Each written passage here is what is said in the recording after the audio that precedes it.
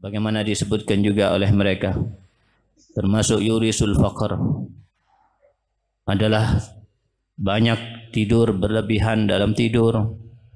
Yurisul faqr, tidur tanpa memakai pakaian sehelai pun. Yurisul faqr, yang menyapu di malam hari, karena mereka tahu bahwasanya yang memakan makanan yang haram maka akan timbul darinya perbuatan yang haram, dan barang siapa yang memakan syubhat akan timbul darinya perbuatan yang syubhat. Bahkan jika orang tersebut akan memakan makanan, bahkan jika orang yang memakan makanan yang haram akan taat kepada Allah Subhanahu wa taala, maka dia tidak akan mampu melakukan hal tersebut. Jadi di sini beliau menyebutkan salah satu daripada akhlak dan keadaan daripada salafus saleh, yaitu disebutkan adam israfihim fil halal idza wajadu. Mereka tidak israf dalam harta yang halal daripada harta yang mereka dapatkan. Mereka tidak menggunakan harta yang halal berlebihan. Dan israf sesuatu yang tercela. Innallaha kariha lakum salasan, kil wa qal, wa kasrata su'al, wa ida'atal mal. Allah membenci 3 hal. Kil wa qal, banyak ngomong sana sini yang tidak jelas, tidak ada manfaatnya. Kasrata su'al, banyak meminta, banyak bertanya. Dan terakhir ida'atul mal, menyia-nyiakan harta. Karena seseorang yang israf berlebihan dalam menggunakan harta, boleh dikatakan dia tidak mensyukuri nikmat Allah Subhanahu wa taala yang diberikan kepadanya.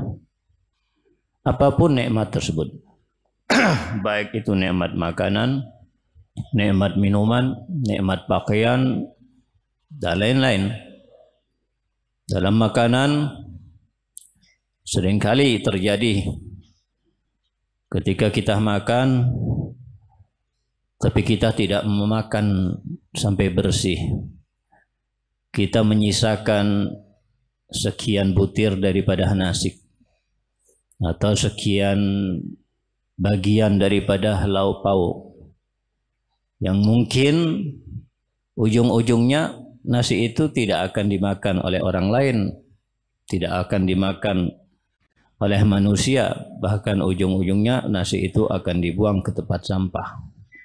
Berarti dia tidak menghargai nikmat Allah Subhanahu wa taala dan menganggap bahwasanya sisa makanan itu dianggap tidak ada nilainya, dianggap tidak ada harganya, dianggap tidak perlu dimakannya.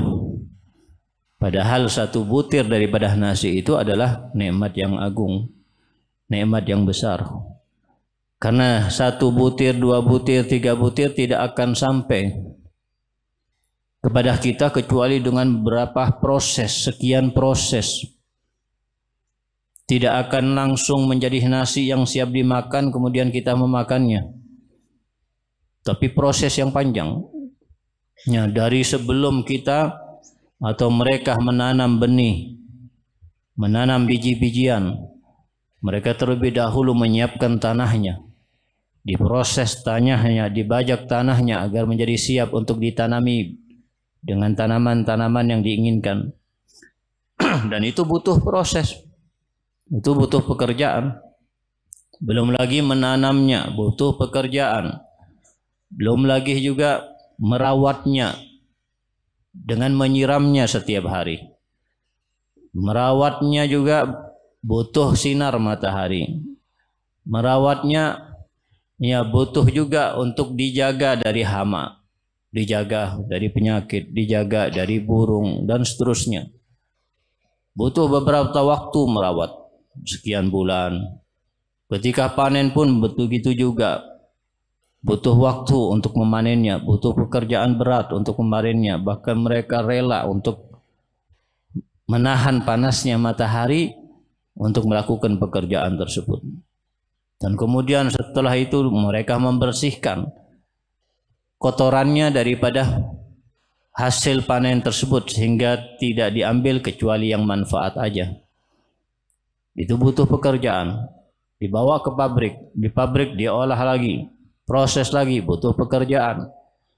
Sampai siap untuk dijual ke toko-toko yang besar, toko besar dijual kepada toko-toko yang kecil dan terus sampai kepada kita yang membelinya. Setelah kita membelinya belum siap untuk langsung dimakan, diapakan dulu? Dimasak dulu. Dimasak dulu, kita makan sarapan pagi, yang masak kapan? Malam-malam nak tidur. Tidak istirahat, berjuang untuk memasak. Ya, begitu juga butuh proses. Bukan langsung setelah dimasak sampai ke kamar kita. Tapi ada yang membawanya, ada yang membagikannya, ada yang membawanya berjalan kaki dengan mengangkat dengan beban yang berat. Sampai kamar kita dibagi-bagi. Ayo asa, tinggal asa gitu. Nah, ini kan proses yang panjang.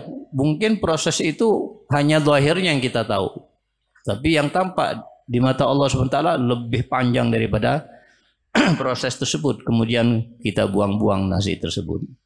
Kemudian ya kita biarkan nasi tersebut ya, tanpa kita memakannya, atau kita memakannya separuh tanpa kita menghabiskannya.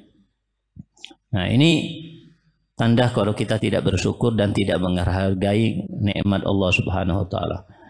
Kalau kita menghargai nikmat Allah Subhanahu wa taala, kita tidak akan membiarkannya. Jangan membiarkan nasi tersebut, bahkan yang jatuh aja kita dianjurkan untuk apa? Yang jatuh aja dianjurkan untuk memakannya, yang jatuh di tanah, yang jatuh alal ard, alal maidah. Dan membiarkan nasi tidak memakannya, atau mungkin juga jatuh tidak mengambilnya, menyebabkan kebutuhan. Ya, dan itu juga dianggap israf.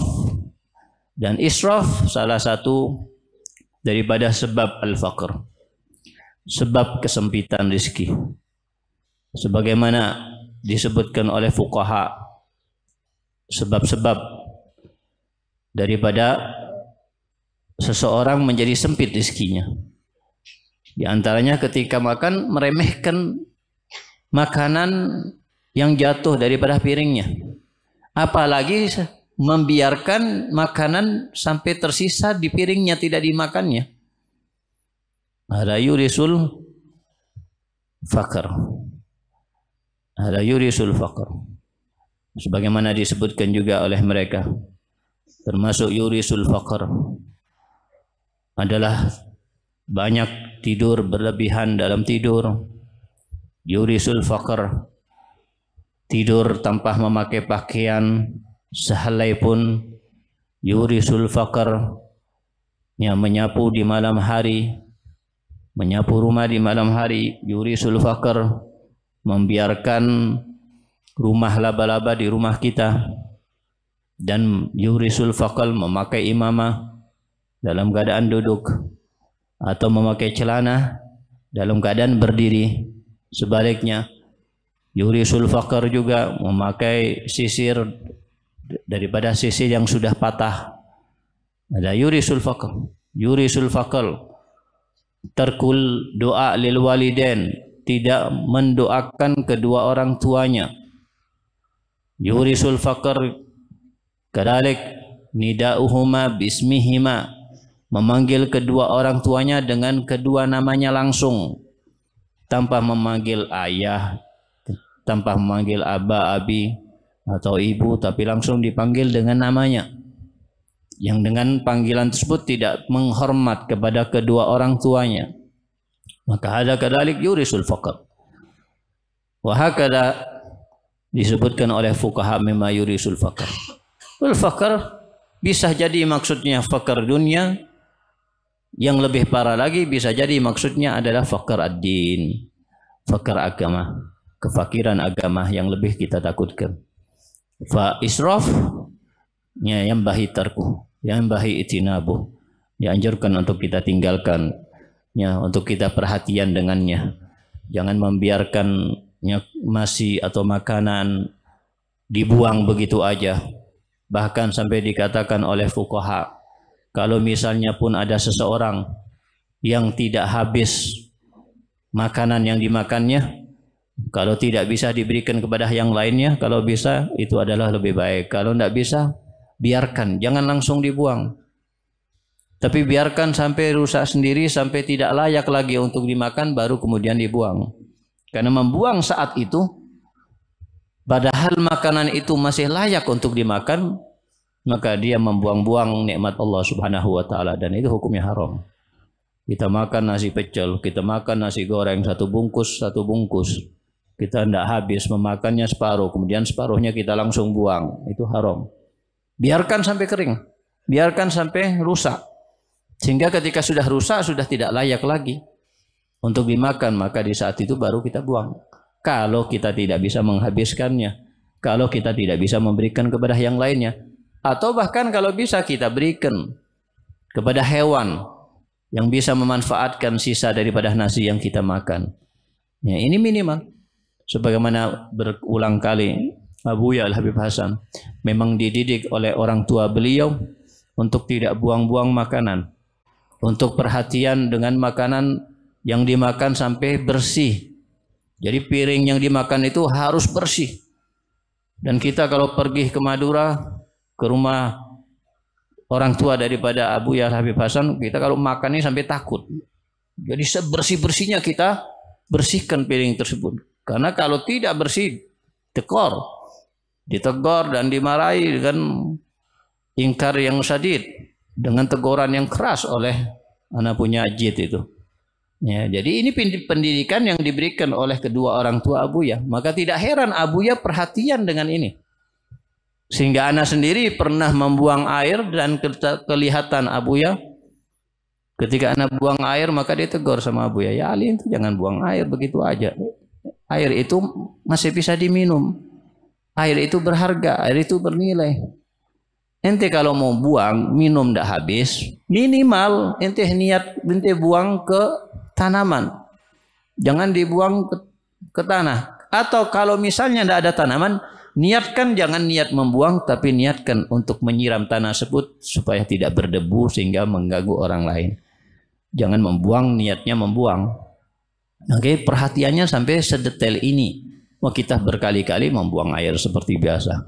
Bahkan kita membuka kerannya dengan atau aliran yang banyak, padahal kita memakainya membutuhkannya sedikit. Bahkan mungkin kita lewat, ada keran terbuka, air mengalir, terbuang begitu aja tanpa kita peduli. Kita lewat begitu aja tanpa kita perhatikan, tanpa kita menutupnya. Atau mungkin juga listrik, kita melihat ada yang menyala daripada lampu di siang hari, tidak dibutuhkan, tapi kita membiarkannya, itu juga israf. Ada idaatul mal. Ini tidak bersyukur kepada Allah Subhanahu wa taala. Mereka termasuk akhlak mereka tidak mau israf.